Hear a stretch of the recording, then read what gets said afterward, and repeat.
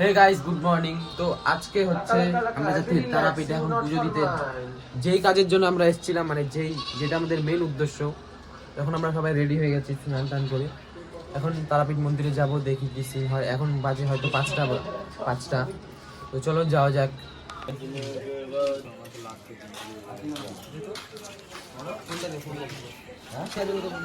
রাহুল টাকা। জয় মা তারা।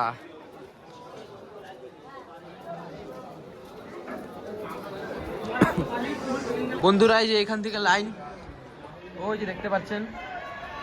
এখন আমরা লাইনে যাচ্ছি, ওই যে একদম লাস্ট মাথা পর্যন্ত। একদম গাও মাতা ঘাস খাচ্ছে। গাইস দেখতে পাচ্ছ তারাপীঠে এসেছি, মন্দিরে বসে আছি। তো বাইরে প্রচন্ড ভিড়।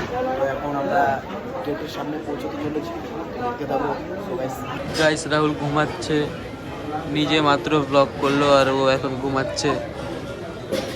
গাইস, এটা লাস্ট স্টপেজ, তো এটাই লাস্ট। এখন ডাইরেক্ট আমরা মন্দিরে ঢুকবো এই লাইনটা শেষ হলে।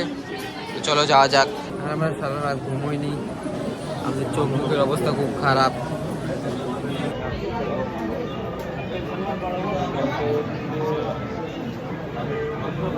গাইস, আমরা হোটেল থেকে চেক আউট করে নিয়েছি। এখন আমরা যাচ্ছি স্টেশনে, কারণ আমাদের 12টার দিকে ট্রেন আছে।